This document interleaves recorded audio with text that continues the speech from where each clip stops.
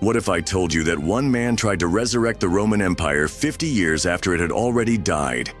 In 527 AD, Justinian I didn't just become emperor, he declared war on history itself. His mission? Reconquer the West, rebuild the empire, and prove that Rome could rise from the grave. For 38 years, he fought the impossible fight. And what he created was more magnificent and more terrifying than anything Rome had ever imagined. Welcome to Legacy of the Holy Cross, where Orthodox faith, Byzantine history, and sacred tradition are brought to life for the modern believer. In 1453, the walls of Constantinople finally fell. But what if I told you the Byzantine Empire never truly died? Today, millions of Orthodox Christians carry its legacy without even knowing it. In the next 15 minutes, you'll discover hidden truths about your faith that will transform how you worship forever.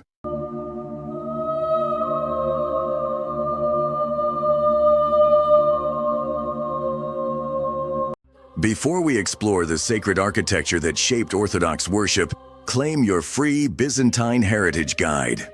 7 symbols that transform how you experience divine liturgy. Click the link in the description. It's free and takes 30 seconds. When Justinian ascended to power, the Roman Empire was a shadow of its former glory. The Western Empire had collapsed decades earlier. Barbarian kingdoms ruled former Roman territories, and many believed the age of Rome was finished forever. But Justinian refused to accept this reality. He envisioned something unprecedented, the complete restoration of the Roman Empire under Christian rule, stretching from Britain to Mesopotamia, united under one law, one faith, and one emperor. This wasn't mere ambition. Justinian believed he was God's chosen instrument to rebuild the empire for Christian purposes. Unlike his predecessors who often viewed Christianity as a political tool, Justinian saw imperial power as a divine calling. He famously declared that earthly sovereignty was a reflection of heavenly authority, making him not just an emperor, but a vice-regent of Christ himself. This theological understanding would fundamentally transform how imperial power was conceived and exercised. The man who would become history's most ambitious emperor began life as Petrus Sabatius, born into a peasant family in Illyria. His uncle Justin, who had risen through military ranks to become emperor, brought young Justinian to Constantinople and groomed him for leadership. When Justin died in 527, Justinian inherited not just a throne, but a vision of divine destiny that would consume his entire reign. Justinian's first great undertaking was military reconquest. He assembled the finest generals of his age, including the legendary Belisarius, and launched campaigns that would reclaim vast territories for the empire. The Vandal kingdom in North Africa fell first, conquered in a lightning campaign that shocked the medieval world. Roman eagles flew over Carthage for the first time in nearly a century. But Africa was merely the beginning. Justinian's forces turned toward Italy, where the Ostrogothic kingdom controlled the former heartland of the Western Empire. The Gothic Wars lasted 20 years and devastated the Italian peninsula. But when the dust settled, Rome itself was once again under direct imperial control. For the first time since the 5th century, a Roman emperor could walk through the Forum and claim legitimate authority over the Eternal City.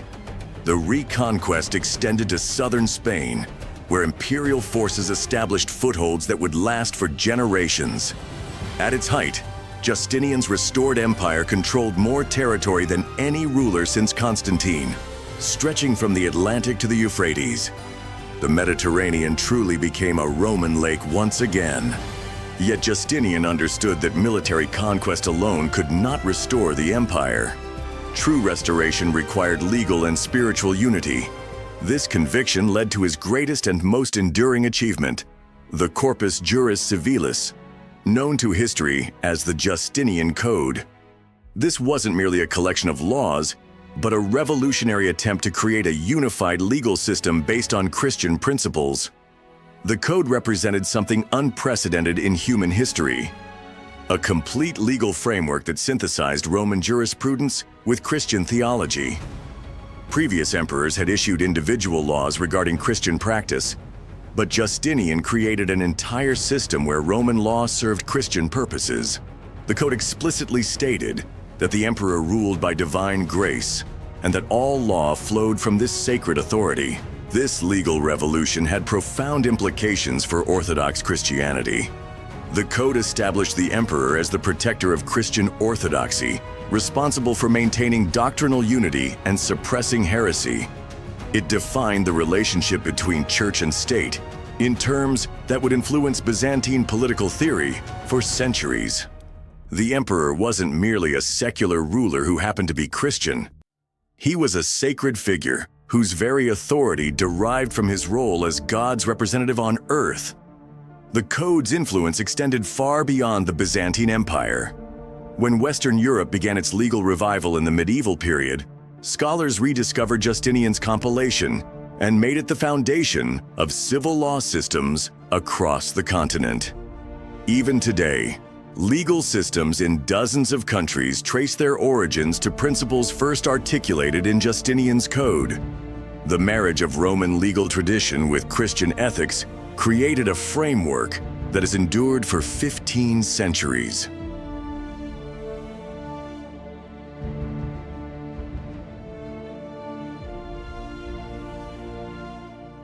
What we just uncovered represents exactly why I spent 2 years researching and writing From Byzantium to Today, the philosophical bridge to modern Christianity. This isn't a typical ebook.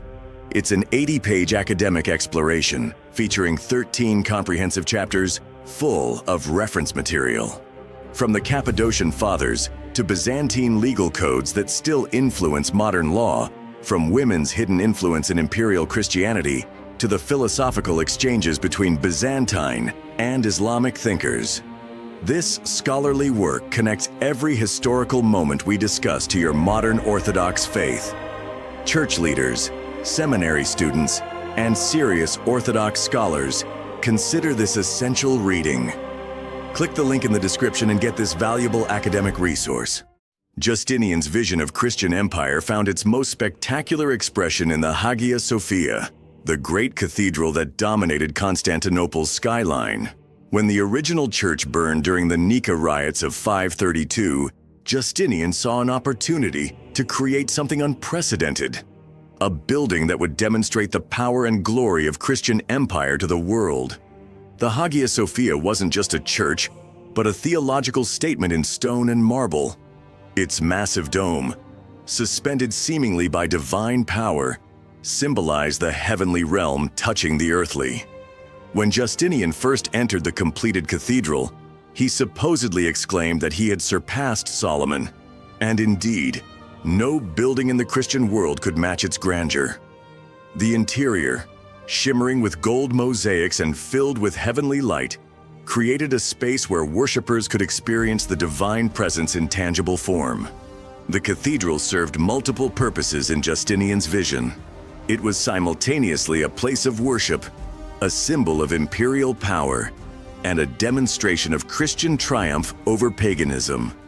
The building's innovative architecture, combining Roman engineering with Eastern aesthetic traditions, perfectly embodied Justinian's synthesis of classical and Christian elements. When foreign ambassadors entered the Hagia Sophia, they encountered not just a beautiful building, but a manifestation of the empire's divine authority. The warm glow of Constantine's cross candles throughout the cathedral would have emphasized the sacred nature of this space, where earthly and heavenly authority merged in spectacular fashion.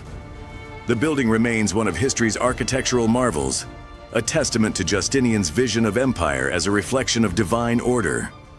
However, Justinian's reign was marked by catastrophe as well as triumph. The plague that struck the empire in 541 devastated the population and fundamentally altered the trajectory of his restoration project. This pandemic, possibly the first recorded outbreak of bubonic plague, killed millions and weakened the empire's ability to maintain its expanded territories. The plague's impact cannot be overstated. It decimated the tax base, reduced military recruitment, and forced the empire into a defensive posture, just as Justinian's reconquest was reaching its peak. The emperor himself contracted the disease and nearly died, creating a succession crisis that highlighted the empire's vulnerability. When he recovered, he found an empire struggling to maintain the territories his armies had reclaimed. The plague also had profound psychological effects on imperial ideology. Many interpreted the disaster as divine judgment, forcing Justinian to reconsider his understanding of imperial destiny. The easy confidence of the early reconquest years gave way to a more defensive mindset, as the empire struggled to preserve what it had gained rather than continuing expansion. Despite these setbacks, Justinian's reign fundamentally transformed the character of the Eastern Roman Empire. His legal reforms, architectural achievements, and military conquests created a new model of Christian empire that would define Byzantine civilization for centuries. The empire that emerged from his reign was Roman in name and legal tradition, but thoroughly Christian in character and purpose.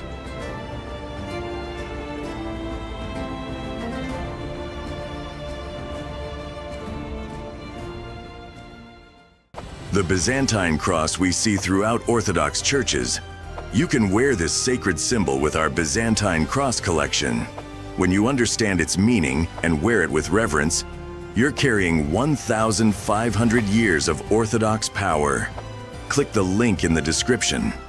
The Justinian's legacy marks the definitive end of the classical Roman Empire and the beginning of what historians call the Byzantine period.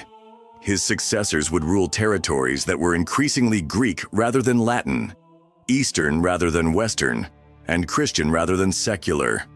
The ancient faith that had once been persecuted by Roman emperors now shaped every aspect of imperial law and culture. Justinian died in 565, having ruled for nearly 40 years. His empire faced challenges that would test every aspect of his legacy. The reconquered territories proved difficult to defend. The plague's effects lingered for generations, and new threats emerged from every direction.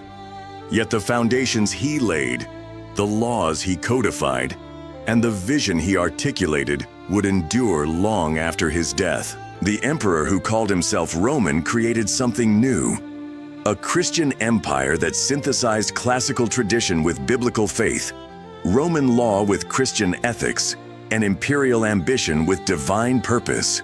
His reign represents the last moment when reuniting the entire Roman Empire seemed possible, and the first moment when a truly Christian empire became reality. This transformation would soon face its greatest test, but Justinian's empire would face its greatest trial when a new faith emerged from the desert, bringing with it armies that would challenge everything the emperor had built. The next chapter of this story reveals how the foundations Justinian laid would be tested by forces he never imagined.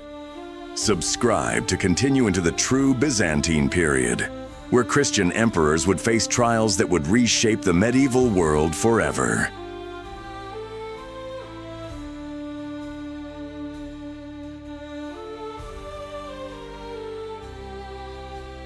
Peace be with you.